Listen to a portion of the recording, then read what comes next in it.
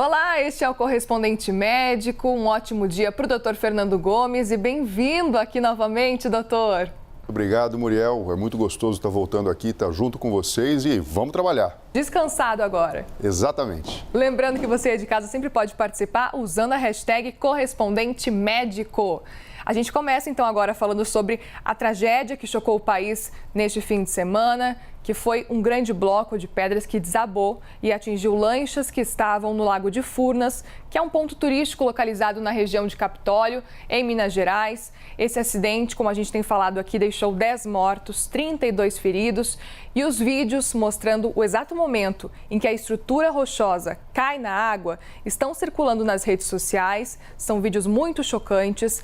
São vídeos difíceis até de assistir e uma tragédia como essa pode desencadear, claro, um estresse pós-traumático para os sobreviventes e para os familiares das vítimas. Doutor, inclusive nesses vídeos a gente vê muita gente avisando as pessoas para recuarem, para voltarem, avisando que aquela rocha estava caindo.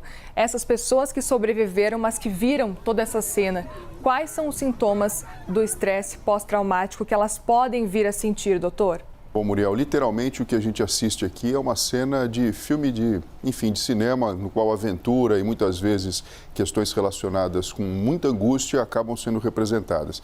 O que a gente sabe é que a pessoa que passa por essa situação, ou que esteve por perto, ou que tem contato com essas imagens, podem desenvolver sintomas relacionados com a síndrome do estresse pós-traumático, que basicamente implica em situações de flashback, no qual a pessoa tem aquela volta àquela cena, sensações de angústia, muitas vezes dores físicas, alteração do apetite, alteração da forma de, inclusive, dormir, com pesadelos, enfim, em uma situação diferente do normal, tirando a pessoa do prumo. E aqui cabe a gente, na verdade, junto com a neurociência, restabelecer o que a gente chama da resiliência, né, para que a pessoa possa voltar ao normal.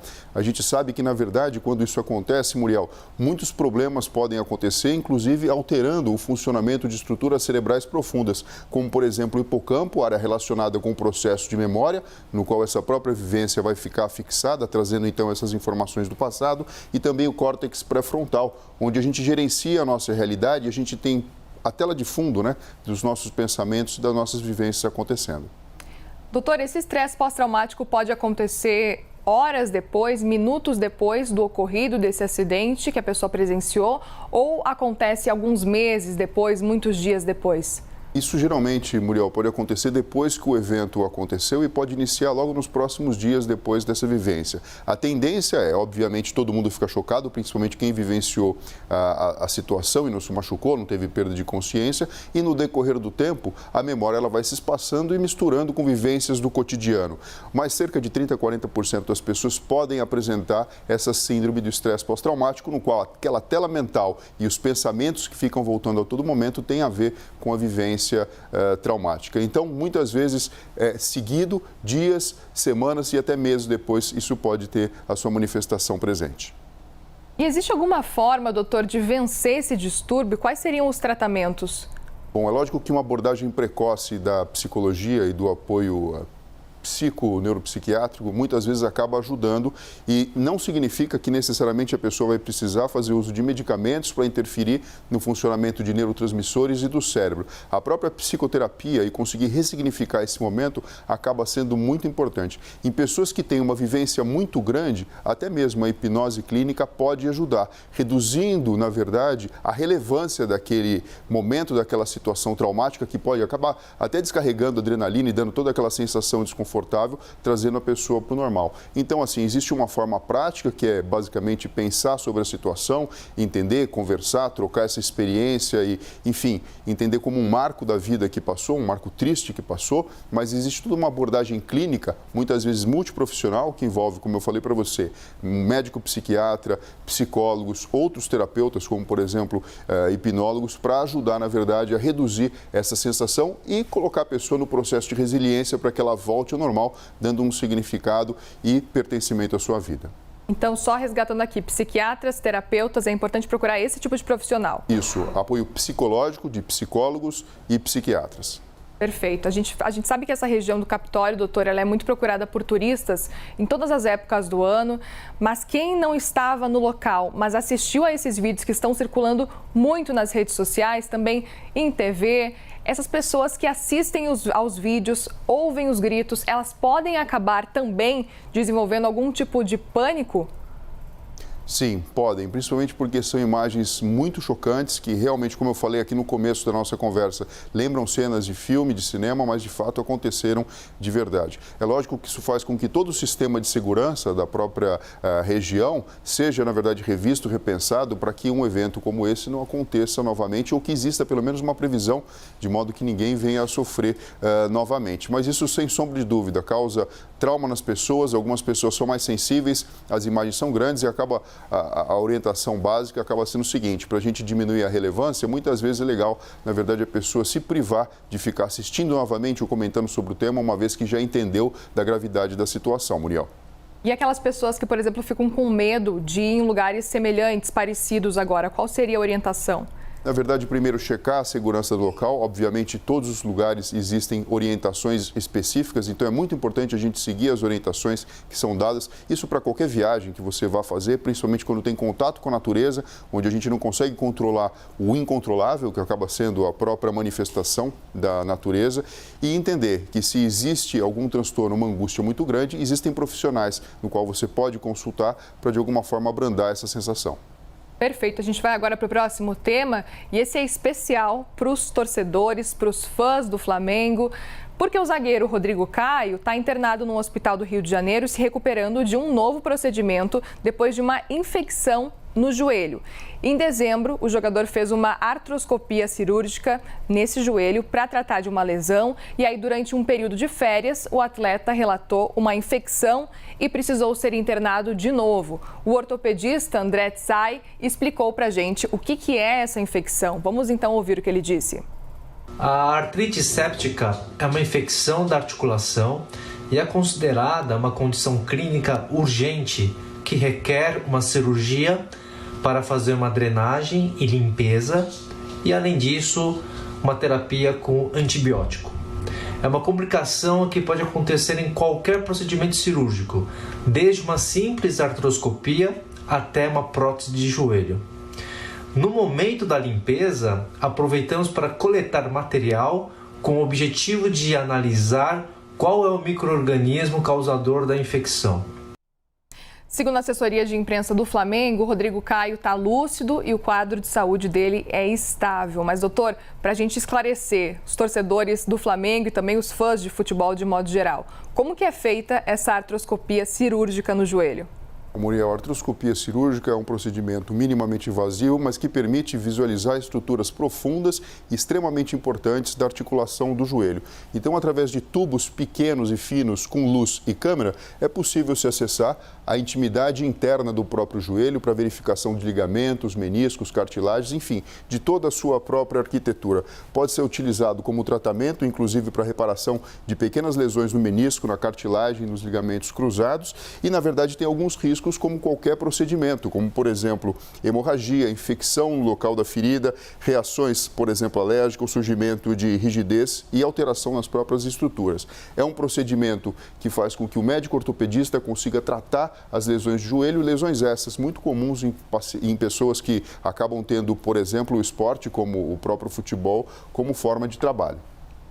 Porque causa um grande impacto, é isso? Exato. Você imagina o seguinte, Muriel, o joelho é uma articulação que dá bastante mobilidade e é muito importante principalmente para o movimento, para a locomoção, para a corrida, para o chute e assim sucessivamente. Como existe uma zona de impacto muito grande e por conta dessa mobilidade, essas estruturas acabam sendo super utilizadas. E se existe uma lesão nessa região, você pode imaginar que a manifestação clínica da dor e até mesmo a destreza do próprio movimento podem ficar cometidas. Então, por essa questão especial, tanto do esporte como da própria característica dessa estrutura anatômica, faz com que aqui seja um ponto, na verdade, mais vulnerável para essas pessoas. E por que essa artroscopia do joelho pode causar um tipo de infecção, doutor, como aconteceu com o Rodrigo Caio? Muriel, qualquer procedimento cirúrgico que a gente faz no corpo, a gente acaba rompendo a integridade da pele e da própria proteção que existe contra micro-organismos.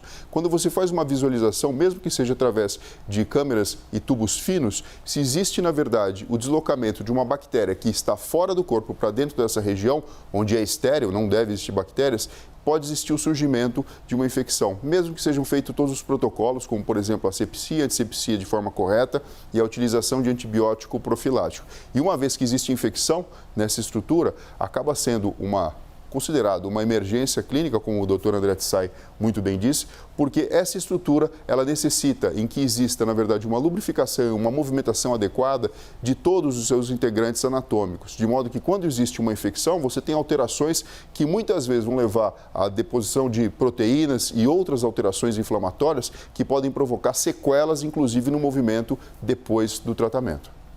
Pois é, então mesmo tratada a infecção, ainda assim pode ter sequelas e ainda assim pode impedir ele de fazer algum tipo de movimento, por exemplo? Infelizmente sim, Muriel. É lógico que é muito precoce para a gente falar sobre isso, existe todo o tratamento que vai ser estimulado e a gente obviamente deseja que ele tenha a melhor evolução possível. Então primeiro vai esfriar o processo, tratar essa questão infecciosa que está provocando a inflamação e depois disso então já iniciar um processo de reabilitação, torcendo para que ele tenha uma boa evolução e não tenha sequela nenhuma. Isso mesmo, torcemos para que ele fique bem. Agora a gente vai falar no próximo assunto, porque estamos no Janeiro Branco, um movimento que tem o objetivo de chamar atenção para as questões e necessidades relacionadas à saúde mental das pessoas. De acordo com a Organização Pan-Americana da Saúde, estima-se que mais de 300 milhões de pessoas no mundo sofrem com depressão.